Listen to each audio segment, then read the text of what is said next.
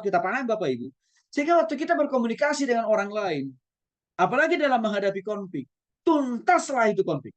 Selesailah itu konflik. Mari kita lihat faktor-faktor itu. Latar belakang saya sudah singgung tadi. Memang kita tidak bisa melepaskan diri, bahkan melepaskan latar belakang budaya dari setiap kita itu memang beda-beda.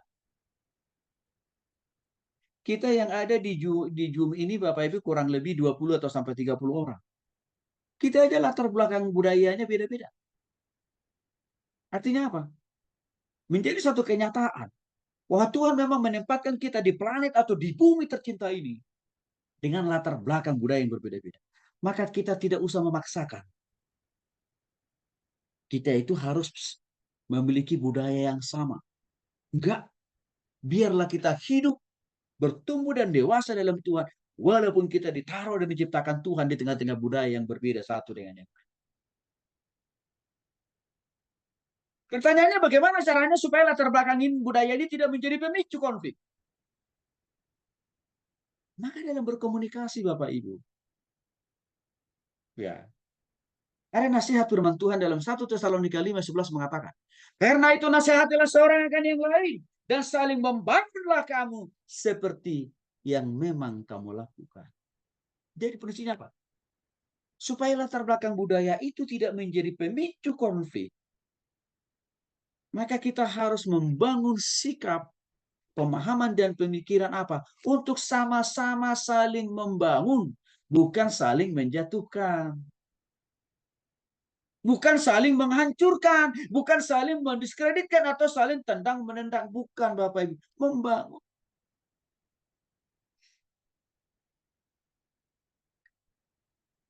Saya dengan istri menikah dengan latar belakang budaya yang sangat jauh berbeda. Batak dan Jawa. Sangat jauh sekali dari sudut latar belakang budaya. Tapi kami bisa menjalani usia pernikahan kami sudah lebih dari 20 tahun. Perbedaan latar belakang budaya tidak menjadi sumber konflik bagi kami. Karena kami selalu punya konsep dan pemahaman.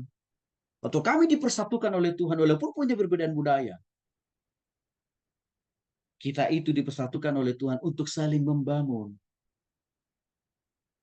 Bukan untuk saling merongrong, menjatuhkan. Bukan, membangun. Maka dengan demikian Bapak Ibu, tidak ada satu budaya apapun di muka bumi ini yang sempurna 100%. Nggak ada. Maka kita minta jangan sampai memiliki superioritas terhadap budaya orang lain. Nggak boleh. Apa maksudnya? Jangan sampai kita menganggap budayaku paling hebat, paling keren. Budaya orang lain di bawah budayaku. Nggak ada itu. Semua budaya itu sama rata di mata Tuhan. Karena budaya itu adalah produk pemikiran manusia yang berdosa. Maka sudah pasti. Setiap budaya itu punya kelemahan, punya kekurangan. Maka supaya latar belakang budaya kita yang berbeda tadi, yang penuh dengan kekurangan dan kelemahan tadi, tidak menjadi masalah, tidak menjadi sumber konflik. Bangun konsep dan pemahaman. Kita itu diciptakan Tuhan di dunia ini walaupun kita berbeda punya budaya. Untuk kita saling membangun kok. Kalau penjemaatan kita lain itu punya latar belakang budaya yang begitu majemuk. Kalau dalam hati dan pikiran sebagai pemimpin rohani, sebagai gembala, tugas saya membangun semua jemaat saya. Apapun budayanya, apapun sukunya. Waktu Bapak Ibu memimpin banyak karyawan, juga kan memiliki budaya yang berbeda-beda, agama yang berbeda. Pola pikir yang berbeda, tujuan yang berbeda. Nah, bagaimana? Supaya tidak sumber konflik di dalam usaha dan bisnis yang sedang Bapak Ibu pimpin. Tanamkan dalam hati dan pikiran sebagai pemimpin. Di sana Bapak Ibu berperan ditugasi oleh Tuhan membangun semua mereka. Apapun budayanya, apapun sukunya, bahasanya, termasuk agamanya.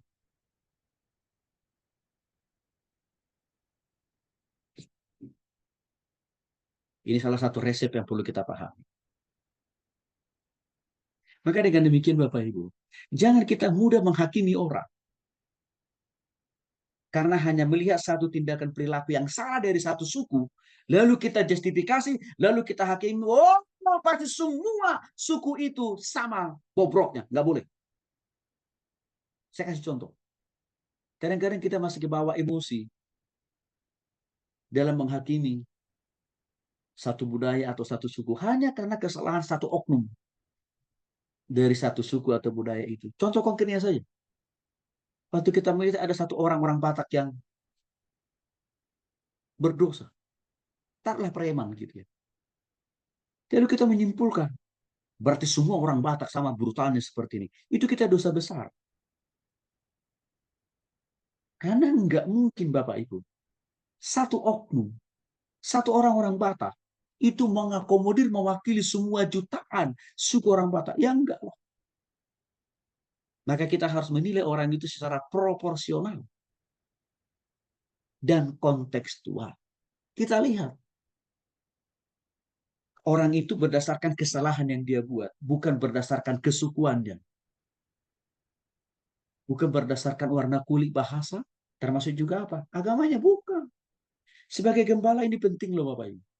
Apalagi kalau kita melayani banyak latar belakang jemaat kita itu memiliki budaya yang berbeda-beda. Hati-hati.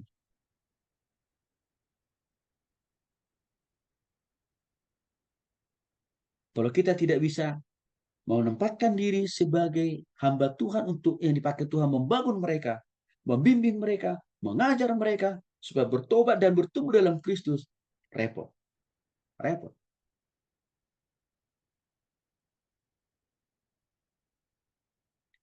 Yang kedua, memperhatikan ikatan kelompok atau grup. Apa maksudnya ini Bapak Ibu? Saya mau kasih contoh faktual saja, contoh real saja. Kalau dalam sebuah jemaat, dalam sebuah persekutuan, ada konflik, itu mudah kita selesaikan. Karena kenapa? Kita punya komunitas, kelompok, organisasi, orang-orangnya sudah sama saling kenal satu dengan yang lain. Itu pasti mudah kita menyelesaikan konflik. Tapi kalau kita berhadapan di mana konflik itu, ya tidak hanya di dalam satu grup, tidak hanya ada dalam satu kelompok persekutuan satu gereja, tetapi ada konflik itu dari gereja-gereja lain. Ini harus kita bisa paham. Butuh waktu. Kita harus mengenali dulu. Ya, kalau yang berkonflik itu berasal dari berbagai gereja yang berbeda, dari persekutuan yang berbeda. Kita harus pahami dulu, kenali dulu orang-orangnya. Jangan langsung main hantam kromo, hakimi orang satu dengan yang lain, tapi kita tidak tahu dulu persoalan. Jangan, itu masalah itu.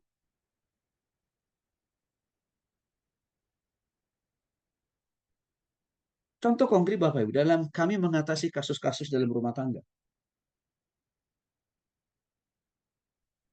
Ya, di awal yang kami lakukan adalah menjadi pendengar yang baik.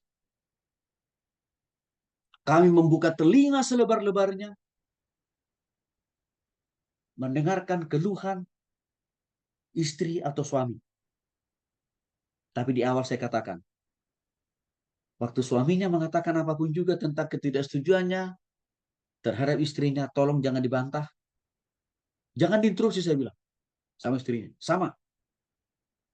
Kalau nanti ibu menyampaikan keberatan ibu terhadap suami, saya minta bapak jangan interupsi. Biarkan aja dulu. Bapak ibu tahu kenapa hal itu saya pakai? Karena saya mau menjadi pendengar yang baik. Saya mau mengetahui lebih dalam dan lebar dulu. Soalnya duduk persoalan mereka ini di mana?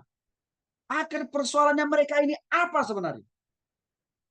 Saya kira itu sudah banyak disinggung juga dalam mata kuliah konseling oleh Ibu Linda. Jadi komunikasi ini ada hubungannya dengan mata kuliah yang lain ya Bapak Ibu. Tidak berdiri sendiri.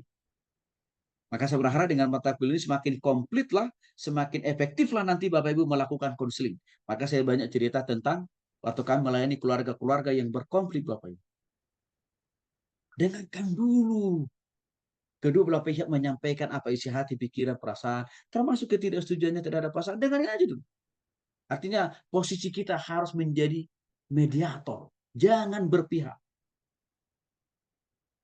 ke salah satunya. Jangan.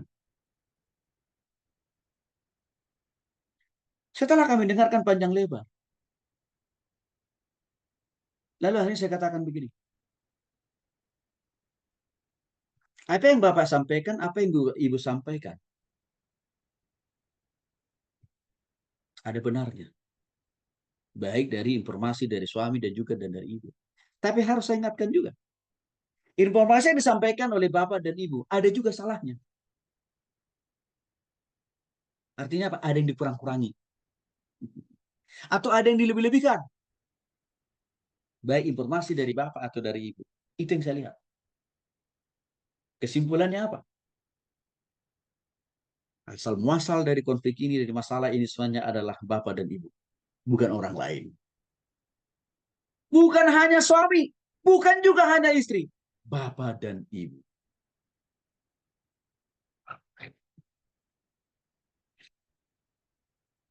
Makanya Bapak Ibu tadi sudah menyampaikan apa yang jalan yang ada di hati dan pikiran Bapak Ibu. Sekarang pertanyaannya, saya mau tanya kepada Bapak Ibu. Akar persoalan ini, sebab musabab persoalan ini Bapak dan Ibu kan?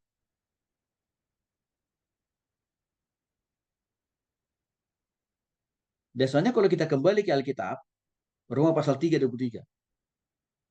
Sebab semua orang telah kehilangan kemuliaan Allah. Artinya Bapak Ibu juga orang berdosa. Maka dengan demikian, tidak ada yang paling benar di antara Bapak Ibu. Sama-sama orang berdosa, orang yang ikut berkontribusi membuat konflik ini. Maka mari kita bicara masalah solusi. Maka lebih baik kita bicara tentang ke depan, bukan ke belakang.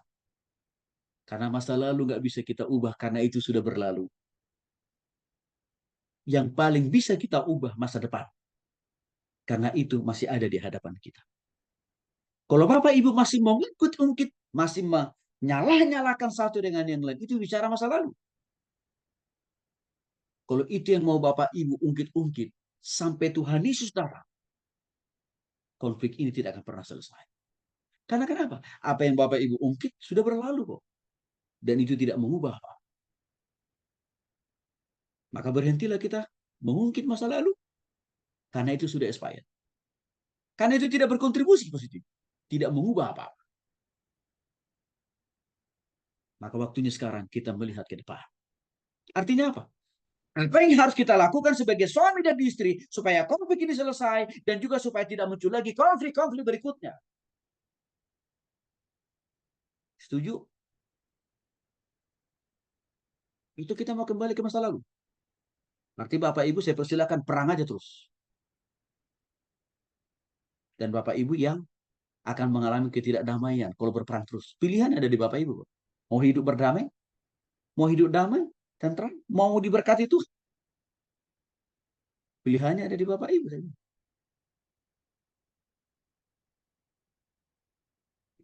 Iya Pak Tony. Kita udah capek Pak. Udah lelah Pak. Berantem terus. Udah ada jalan keluar. Sudah. Kita lihat ke depan ya. Maka dari situlah Bapak Ibu sebelum saya masuk apa yang harus diubah.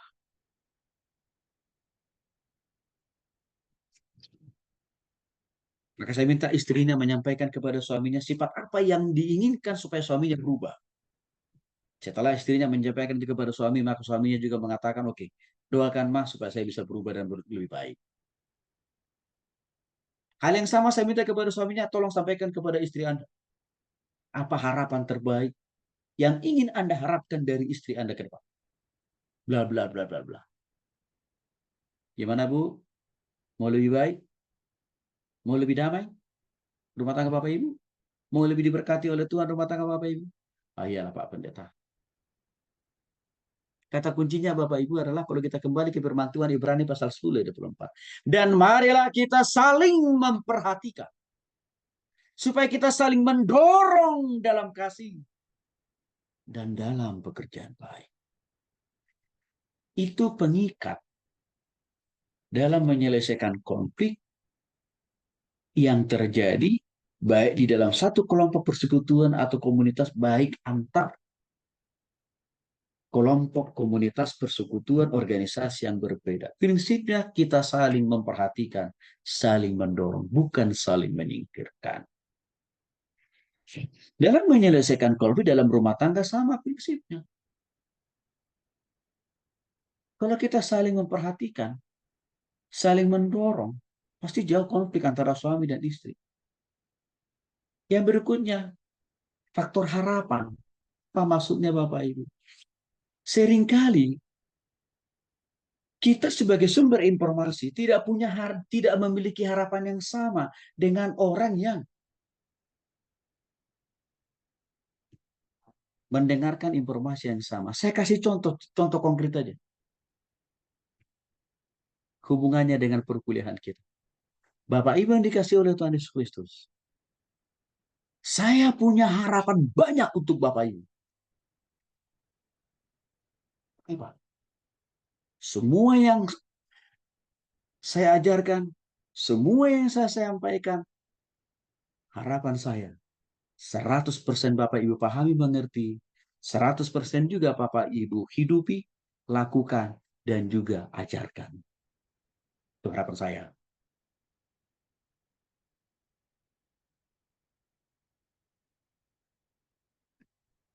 Dan saya berharap juga Bapak Ibu memiliki harapan yang sama seperti saya. Kan begitu.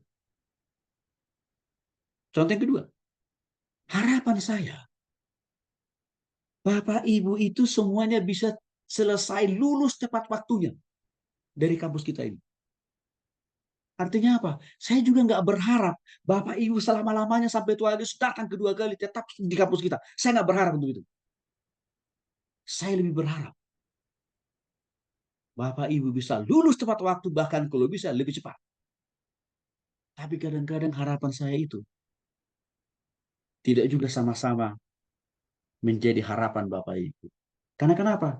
Kadang-kadang saya sudah kasih tugas, nggak dikerjakan juga tepat waktu. Jadi nggak enak ini. Sudah saya kasih daftar mahasiswa yang wajib ikut mata kuliah ini, tapi nggak masuk-masuk juga. Coba, bagaimana bisa harapan saya itu bisa menjadi harapan Bapak Ibu? Karena Bapak Ibu tidak bisa. Harapan itu harus disesuaikan di dalam diri kita sebagai orang yang berbagi informasi dan juga di dalam diri orang yang menerima informasi itu. Maka di sini dibutuhkan kolaborasi. Kalau Bapak Ibu hanya mau lulus tanpa kuliah, nggak ada itu di kampus kita ini. Saya mau katakan dari awal. Kalau Bapak Ibu mau kuliah di kampus kita ini tanpa kuliah, tanpa mengerjakan tugas, lulus di dalam nama Yesus, nggak ada itu di kampus kita ini. Berarti Bapak itu salah, salah masuk. Maka saya sudah katakan kepada Bapak, ada banyak hamba-hamba Tuhan, ada banyak pendeta loh. Telepon saya, WA saya, Pak Tony, boleh nggak Pak? Saya ikut kuliah di kampus Bapak, tapi nggak usah ikut kuliahnya Pak. Juga nggak usah ada ujiannya Pak. Saya langsung bayar aja Pak. Berapa ijazahnya akumulasi dengan uang kuliah. Berapa puluh juta saya bayar sama Pak Tony. Ini juga. Itu pendeta-pendeta banyak hubungi saya. Langsung saya katakan, maaf ya. Sekolah kami bukan sekolah jualan ijazah palsu. Bukan. Sekolah kami sekolah pembentukan dan pengubahan. Maka saya bilang, Anda nggak cocok belajar di kampus kami. Silahkan cari tempat yang lain. Kalau ada institusi lain menawarkan hal yang seperti itu urusan dia dengan Tuhan.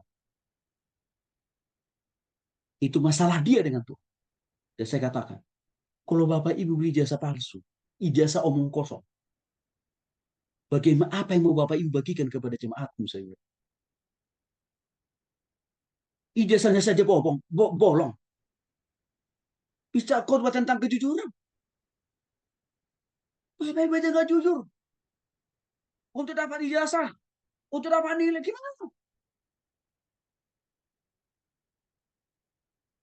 Itu banyak saya tolak, Bapak Ibu. Dan saya sangat prihatin. Tuhan, oknum-oknum pendeta, hamba Tuhan begini cara berpikirnya. Artinya kan dia menipu Tuhan dan menipu jemaat kan, Bapak Ibu.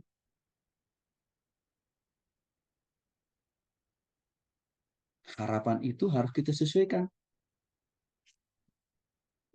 Kalau kita mau dibantu Tuhan, maka harapan Tuhan harus juga kita ikuti. Hidup kudus dan berkenan di hadapan Tuhan.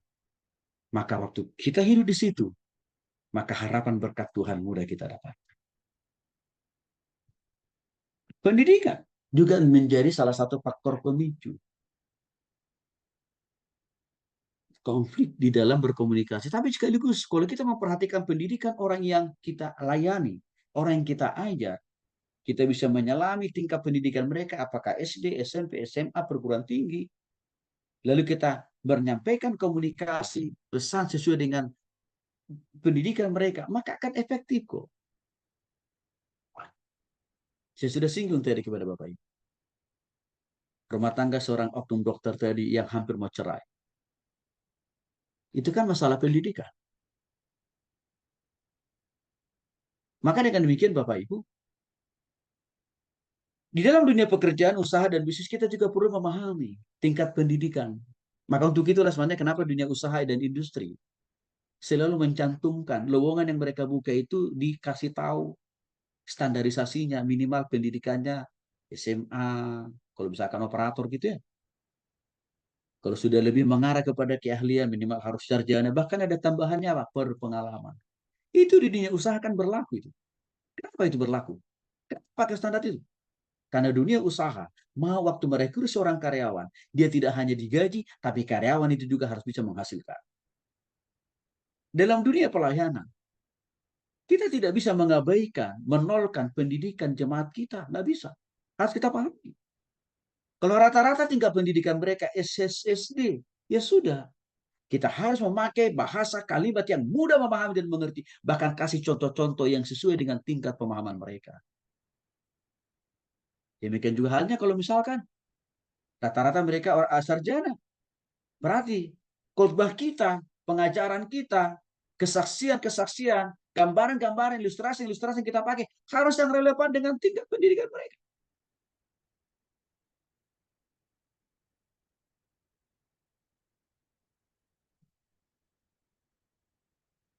Contoh lain Bapak Ibu. Saya udah 6 tahun, sudah mau 7 tahun ya, jalan menjadi dosen di Institut Pemerintahan Dalam Negeri. Sudah 7 tahun.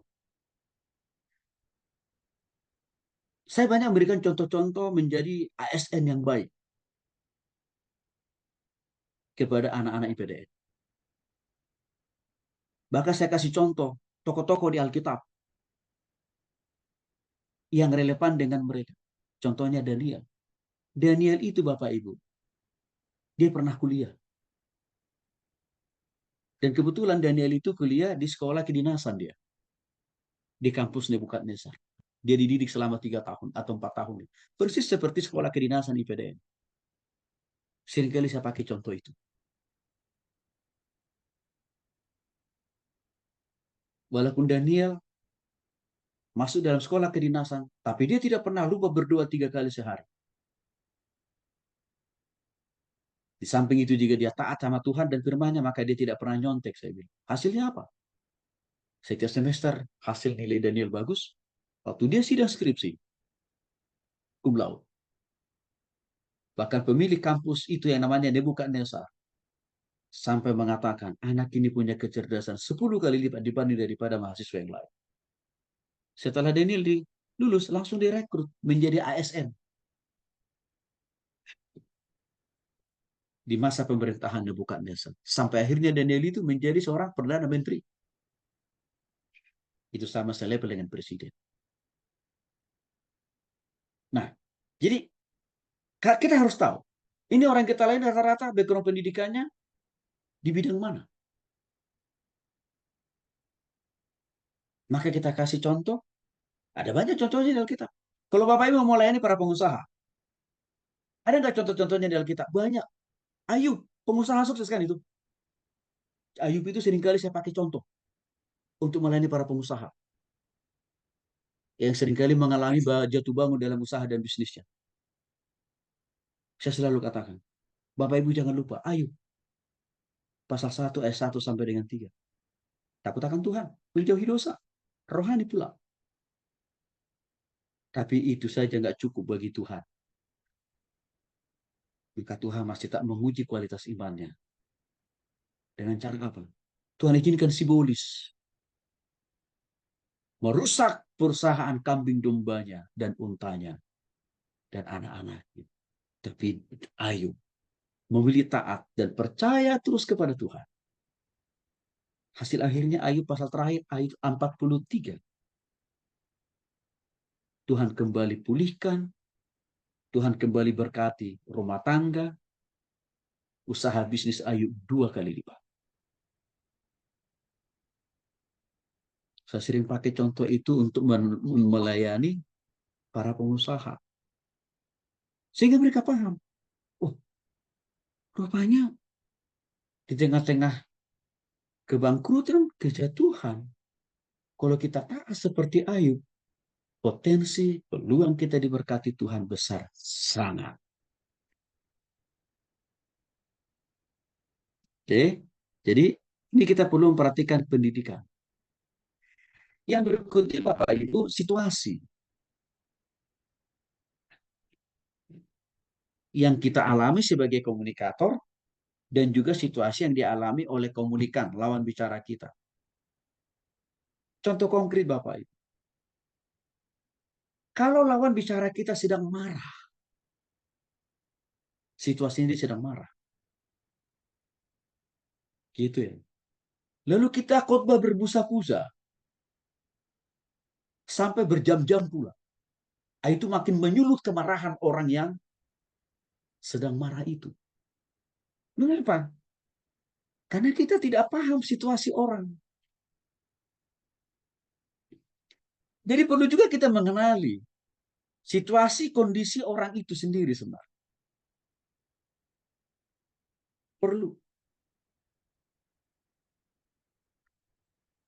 Jadi jangan hanya sekedar yang penting pesan dari saya udah saya sampaikan. Sudah selesai bagian saya. Enggak begitu. Maka firman Tuhan mengingatkan kita dalam 1 Yohanes 4 ayat 7 mengatakan, saudara-saudara yang kekasih, marilah kita saling mengasihi. Sebab kasih itu berasal dari Allah dan setiap orang yang mengasihi lahir dari Allah dan mengenal Allah. Intinya adalah kasih. Kadang-kadang kita yang melayani Tuhan ini Bapak Ibu, seringkali diuji kesabaran kita oleh Tuhan lebih dulu melalui orang-orang kita layani. Seringkali diuji oleh Tuhan melalui tindakan dan perilaku orang-orang kita layani. Yang kelihatannya tidak cukup hanya sekali kita berkhotbah ya, langsung mereka bertobat enggak. Maka Tuhan tantang kita untuk tak menyediakan hati, waktu, tenaga, dan pikiran untuk melayani mereka.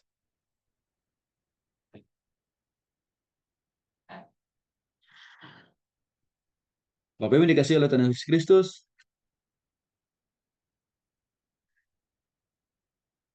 di kampus IPDN,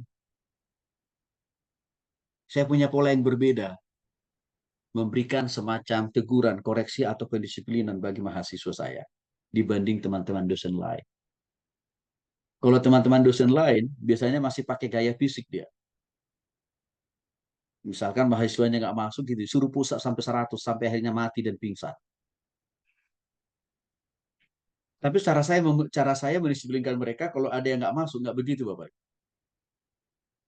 Pendisiplinannya konstruktif, membangun. Hukuman apa yang saya kasih? Bukan fisik, tapi apa? Saya suruh dia menulis makalah 100 lembar pakai tulis tangan. Dan dikumpul 1 minggu kemudian.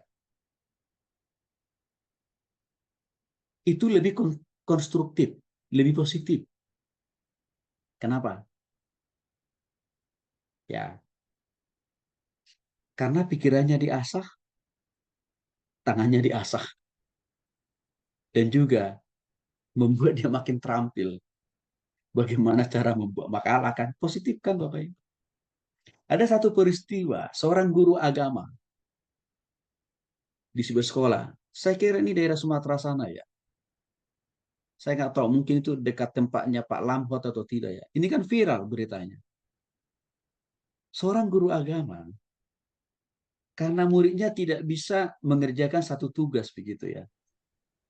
Disuruh push up 100 kali. Akhirnya apa? Mati muridnya. Nah, ini kan tidak bijak. Akibatnya apa? Orang tuanya memenjarakan sang guru. Dan kemungkinan bisa dia dipecat karena sampai meninggal loh anaknya. Nah ini harus menjadi perhatian buat kita Bapak Ibu ya. Kita harus paham dan mengerti situasi orang kita layani. Di zaman sekarang tidak lagi kita mengedepankan hukuman atau sanksi fisik. Karena bisa berbalik. Kita bisa dituntut balik sekarang. Udah banyak contoh. Guru yang memukul siswanya karena malas. Gurunya yang dituntut balik sampai masuk penjara. Saya kira tidak di situ pola kita mendisiplinkan orang. Lebih baik sifatnya saya katakan tadi kita kasih tugas mendidik buat dia.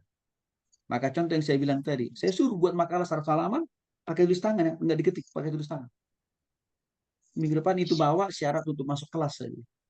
Dan mereka senang mengerjakannya. Tapi sisi lain saya sedang mendidik mereka belajar taat, tapi juga apa? Cara berpikirnya ya harus makin libat. Jadi Bapak Ibu, kita harus bisa melihat situasi yang ada hari ini. Maka janganlah kita selalu memakai pola-pola lama. Memang pola-pola lama, guru-guru kita dulu, kita ditabokin kan. Kalau kita nggak bisa baca tulis kan. Dipukulin. Dan pada zaman kita dulu itu relevan, cocok. Dan memang ada banyak hal yang positif. Karena guru-guru tempo dulu begitu keras. Mendidik kita pakai fisik, dilemparlah, ditendanglah. Itu saya alami loh Bapak Ibu. Tapi itu menjadi cambuk bagi saya. Untuk belajar lebih keras, berusaha lebih keras. Tapi zaman sekarang nggak bisa Bapak Ibu. Kita sendiri bisa diperkara. Maka disitulah saya katakan tadi, situasi. Orang yang kita layani, orang yang kita bimbing harus kita pahami. Kalau kita ambil contoh di dalam proses pembelajaran kita, saya sangat mengerti situasi Bapak Ibu loh. Maka saya bilang, kalau Bapak Ibu sedang bekerja, waktu kita kuliah begini, silahkan diperbolehkan Bapak Ibu tutup kamera. Tapi harus ada komunikasi dengan dosen. Beritahu lewat kolom chat. Pak Tony, punten maaf, saya nggak bisa buka kamera karena saya sedang bekerja. Komunikasi kan, saya bilang. Itu aja saya mengerti situasi Bapak Ibu. Tapi saya ingatkan, kalau sudah selesai bekerja,